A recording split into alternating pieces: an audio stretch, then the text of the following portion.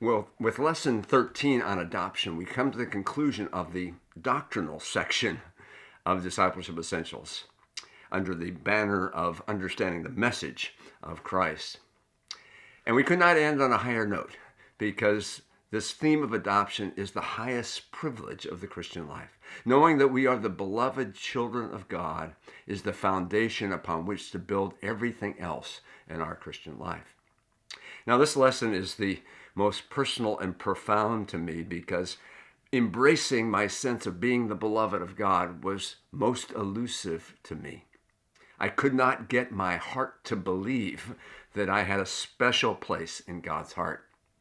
It's been said that the longest journey that we take is from our heads to our hearts, that 1 foot, to get the knowledge that we have here down to here, and that was certainly true for me. My crisis of faith and my breakthrough occurred in my early 40s and midlife. From my very inception of coming to faith in Christ as a young adolescent to throughout my adult years, the issue of fear and anxiety was very dominating for me. I went off to a Christian camp as a 12-year-old, heard the message of God's love for me in a very profound way, but I went as a fearful kid. I was afraid that I was going to fail in school, not do well in athletics, lose friendships. And so when the message came to receive Christ in my life, it was profound. Whoever was speaking on that Saturday morning of the weekend concluded with Jesus' words out of Matthew 11, verse 28, "Come to me, all you who labor and are heavy laden, and I will give you rest." And I remember that word rest sounding so good to lay down these fears. And when I responded to the message of Christ, I had this overwhelming emotional encounter with the love of God. But the problem was I had very little follow-up, and nobody taught me how to live out of this love, out of the center of my being, to address these fears and anxieties in my life. So throughout my adult years, sometimes I would go through very noisy inner periods of my life where the anxiety seemed to dominate and the world felt like a very unsafe place. Other times it would get quieter. But for me, it all came to a head, as I said, in my early 40s. I was serving as an associate pastor with a dear friend of mine who was the senior pastor of the church. And we had 18 months of ministry bliss together. And then my friend felt called away to a new ministry. And this left me exposed because as an associate pastor in a church in this denomination, I could not become the senior pastor, and there'll be a new senior pastor coming in to work with. And this kicked me into a 3-month period where I had this clutch in my stomach and I could not trust God for my future. As I say, it's pretty embarrassing for a pastor to say, I can't trust God for my future, but that was what was true for me. I was rehearsing the statement that J.I. Packer made in his book, Knowing God, that love is the complete truth about God so far as Christians are concerned. And I would say that almost every day and study scriptures on what it meant to be the beloved of God, but I could not get my heart to believe it. Well, I'm going to suspend the story at this point and go into what is the teaching around what it means to be the beloved of God, and then I will tell you, as the saying goes, the rest of the story. This truth of being God's beloved is so central to our own faith.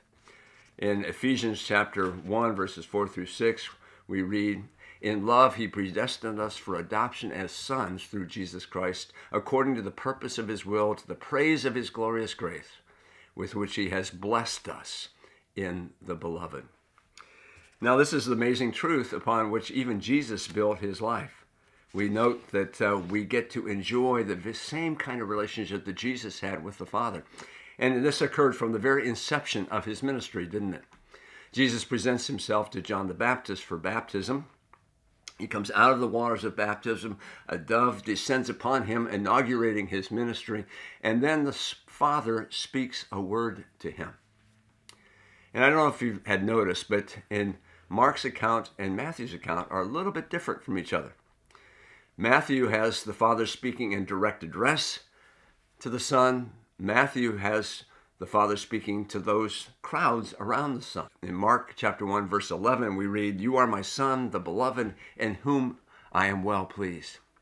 The Father wants the Son to know, above all things, the place that he has in his heart. I sort of visualized the father putting his hands on the son's shoulder, looking him in the eye and saying, "Son, I couldn't be prouder of you. I'm just full of love for you, and I'm sending you out on your ministry." Now, Matthew's account has the father speaking not directly to the son, but to the crowds around him. "This is my son, my beloved, in whom I am well pleased." It's as if the father is this proud papa, and he's kind of busting his buttons because he wants everybody to know who this son is. I think as parents, we probably all have had that experience with our own children when they have succeeded in various things. Maybe we're in the stands watching a sporting event, and we said, "You know who that kid is? That's my kid." I had one of those moments along with my wife when our daughter graduated from medical school at Brown University. The day came when she was going to receive her hood around her shoulder. We sat there at the graduation, opened the bulletin, and found out for the first time that she was considered the outstanding female graduate in her class. She didn't bother to tell us about that. And so when that moment came when her name was mentioned, Amy Hirsch, I stood up and yelled at the top of my lungs, "Way to go, Amy!" I paid a lot of money for that moment. Well, the father was speaking to his son about his son. "This is my son, marked and chosen by my love, the pride of my life." I like the way Eugene Peterson puts it. But then I think of all the things that the father could have said to the son at that moment. Why these words? That you are my beloved. I can think of other things the father might have said to him. A little coaching talk, maybe. Go get them, kids. Show them your stuff. Word of caution for tough times ahead. Don't let those so-and-sos get you down. Perseverance. Hang in there to the end. A reminder of your mission. Show them what we love them some. Show them what we love them. Why, of all the things the father could have said to the son at that moment, why those words? Because even Jesus needed to know the place that he had in his father's heart. His life was heading towards the cross. There would be moments when he would certainly deeply doubt the place that he had in his father's heart, and the father wanted the son to know that. What's true of the son's relationship with the father is true of us as well. Just as Jesus could cry, "Abba, Father, Daddy," we are told because of the Spirit of Jesus in us that we also cry, "Abba, Father, Daddy." Now, let me finish the rest of the story and to that place where I finally got to be able to really begin to embrace what was going on in terms of the Father's love for me. I mentioned the 3-month period where anxiety was dominating my life, and it all came to the head when I had a change of circumstances and my future was uncertain. And I finally had to get to the place where I had to do something about it. And the first step was to admit, like an alcoholic, that I am powerless over fear and anxiety.